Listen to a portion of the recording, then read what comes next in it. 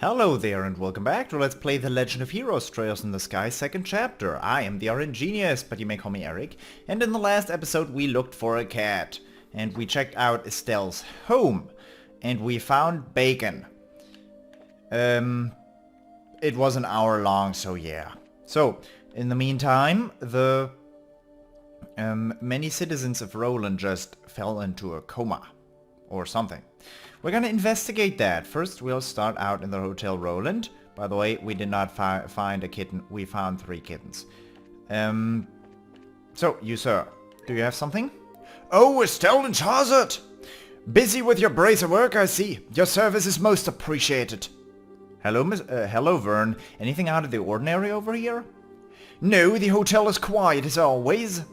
Ah, has there been some manner of incident?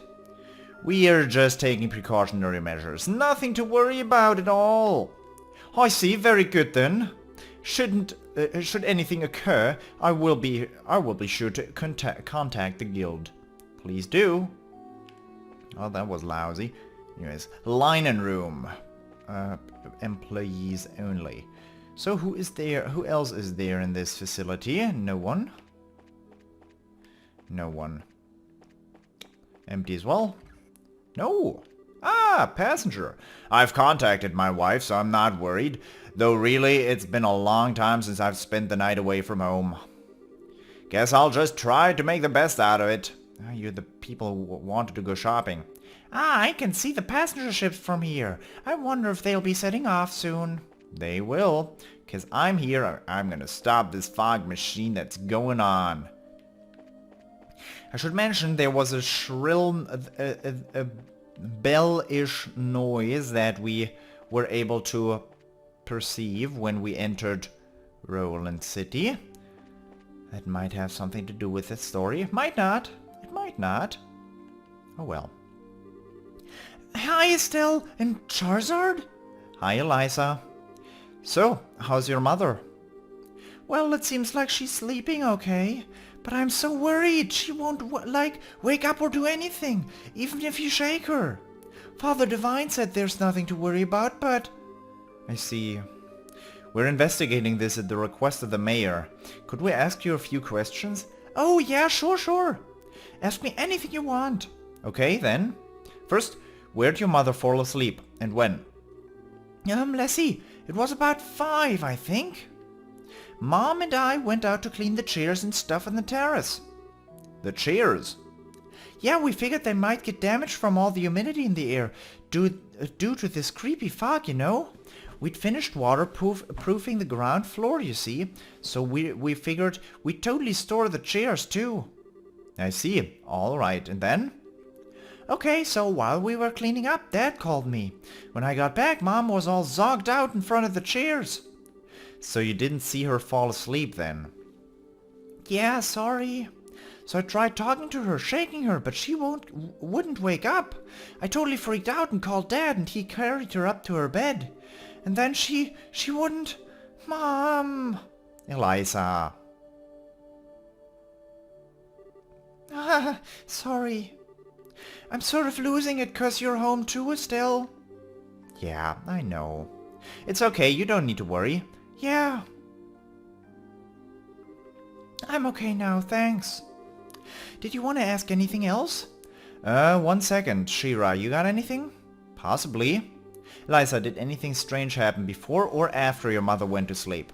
Did you see anyone you didn't recognize or hear anything in particular? People I didn't recognize. Actually, yeah. Just as I was heading inside, I saw this lady come out of the clock tower. A woman. Was it someone from Roland, you think? Well, I couldn't see her face. The fog made it kinda hard to see details. But she was blonde? But her clothes were really weird. I figured she had to be a traveler of some sort, you know? Really weird? What was weird about them? She was wearing this sort of black dress robe thing. I can't lie, it was kinda hot. It was a bit hard to see details through the fog though, like I said. I see. Still, this is really valuable. We need you to go tell Aina this. Yes, absolutely. Thank you, Eliza. You've helped us tremendously. No, it's okay. Good luck with your investigating stuff. And don't worry, okay? We can count on... you can count on us to save your mom. We'll figure this out and wake her up. I know, thanks, Estelle.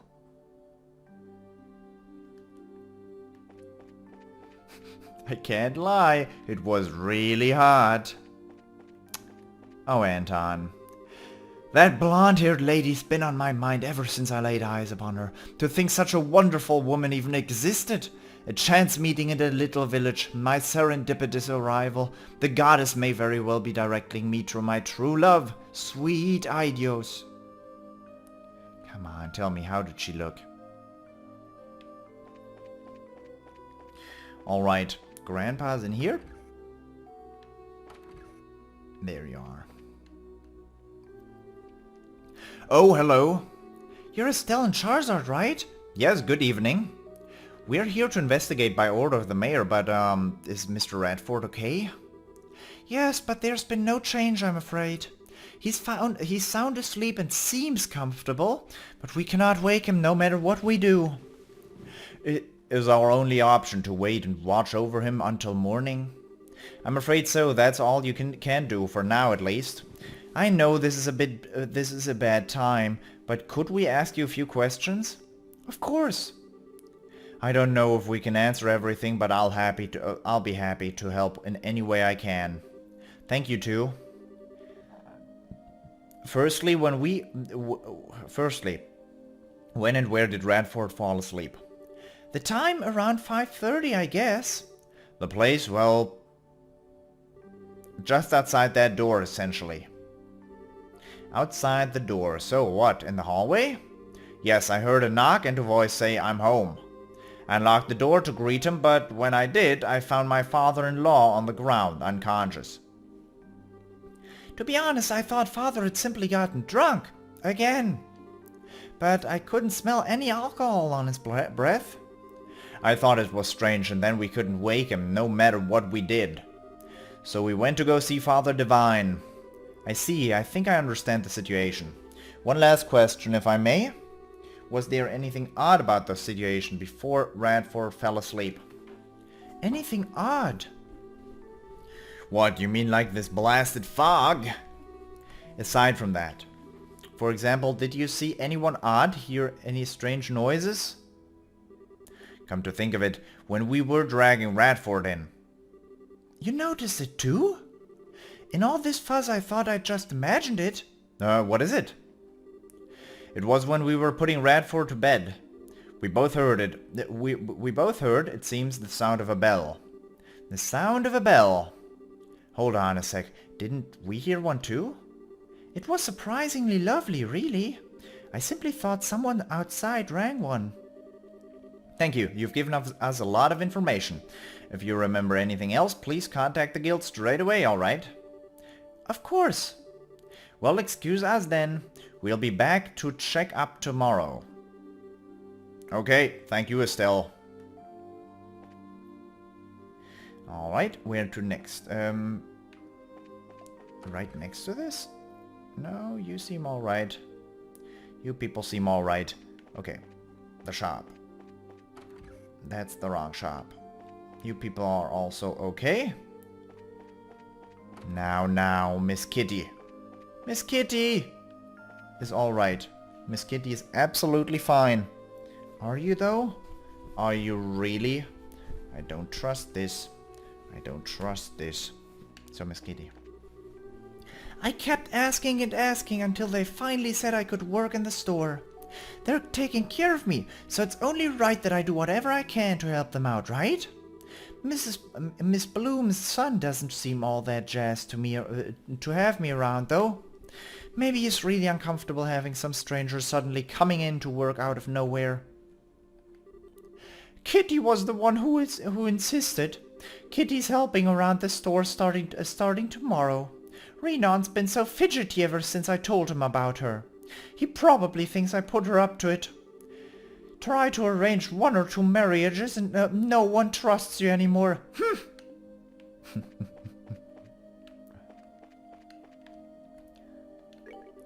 You guys look like you're working hard as ever. I know it's tough being a bracer, but right now I'd pick being a bracer over everything I've been dealing with. See, this girl my mother brought over said she'll help out around the store. I'd normally be happy for the extra hand, but you know how my mother is. No doubt that this is another one of her schemes to find me a wife. I can't take all this pressure. I'm not ready to get married yet.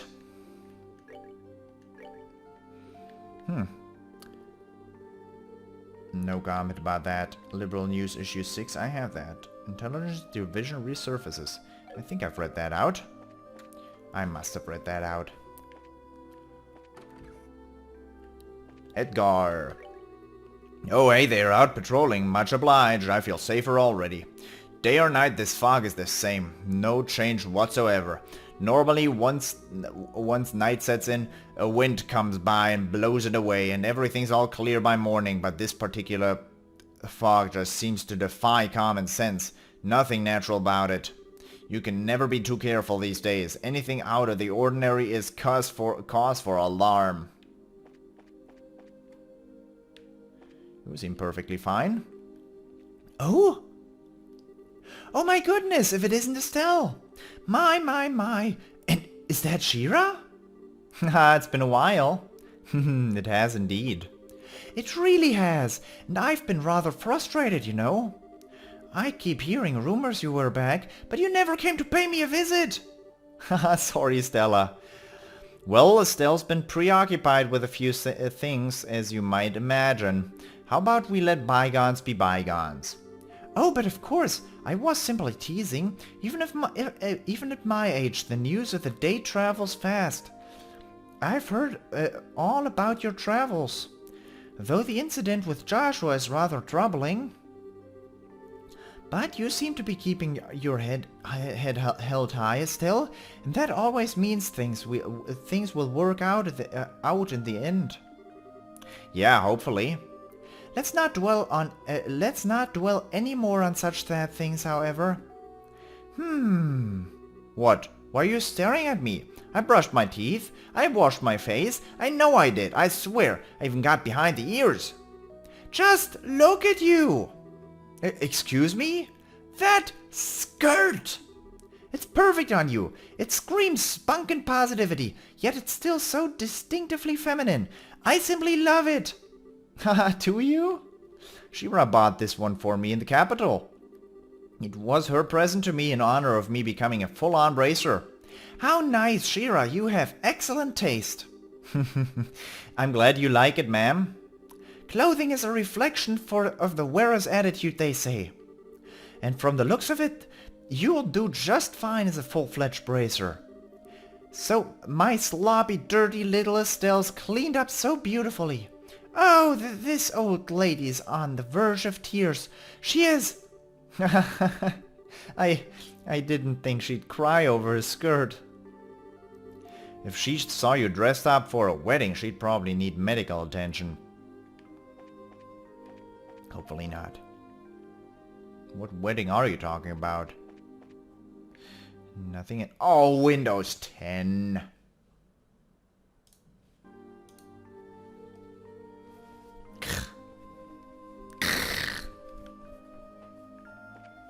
If you want me to update to Windows 10, you can probably find a more subtle way than this. We should finish our questioning before it gets too late, Estelle. It won't get too late. Time stops when I don't do anything in this game. Nothing here. There were 4 people. No one has fallen asleep up here. So, one more person is definitely at the mayor's residence.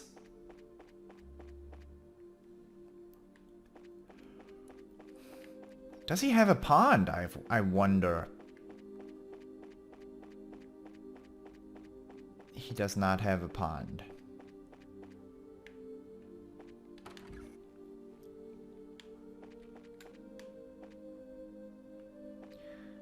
Those are big bottles! Look at these! How...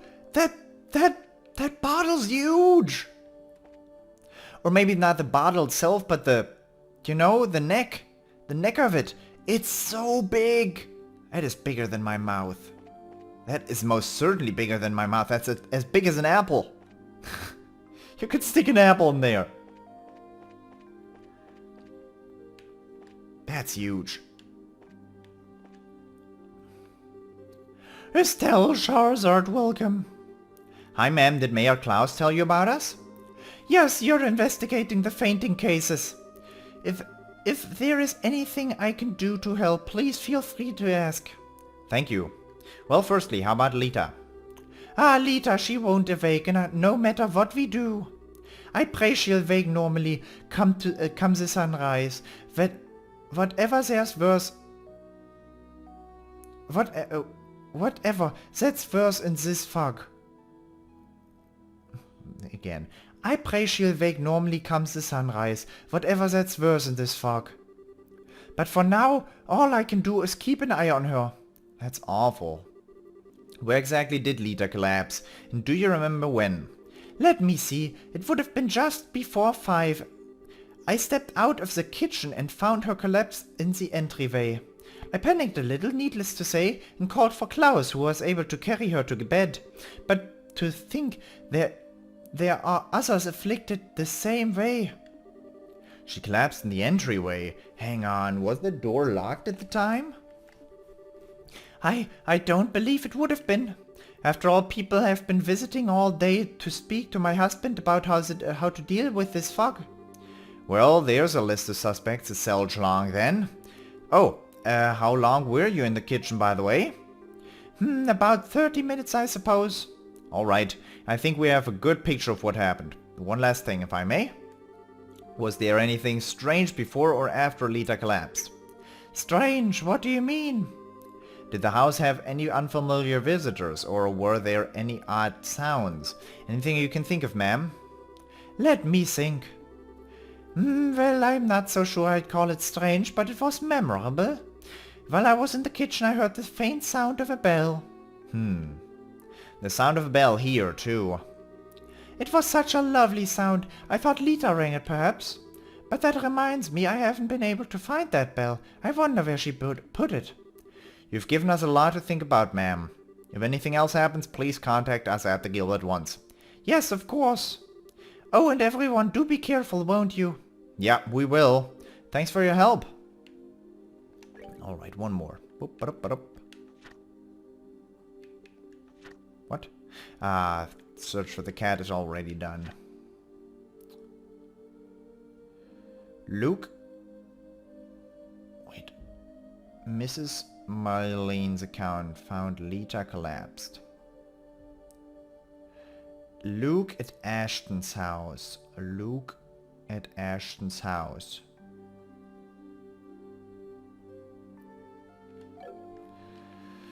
I've talked to them, Luke.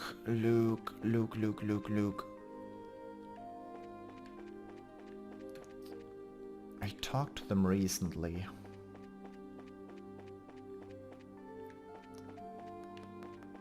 Where would that be? I think it's back here, isn't it? No, that's... This isn't Luke. Where was that? I was already in here. And there's this, where there's nothing. Luke at Ashton's house.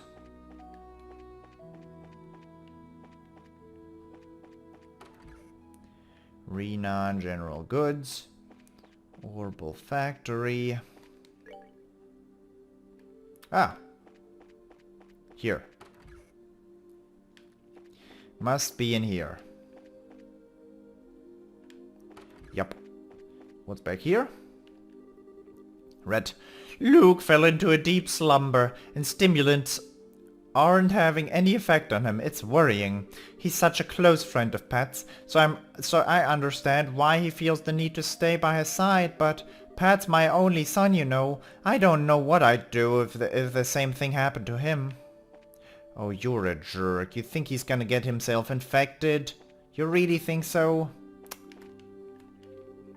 Sarah. Pat went to Ashton for today. He doesn't want to leave Luke's side for even a moment. I don't want to tear him away from his friend, so I asked Maggie to take care of him for now. I know how he feels. It can't hurt to let him stay out a little longer than usual.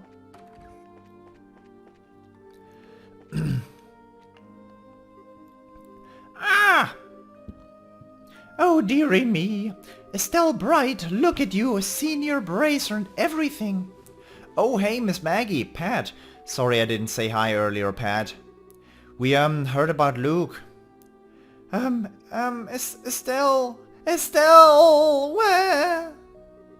Why, hey, Pat, is it that bad? Well, you see, our little Pat is the one who found Luke after he collapsed. Oh no. Pat, don't worry, it'll be okay.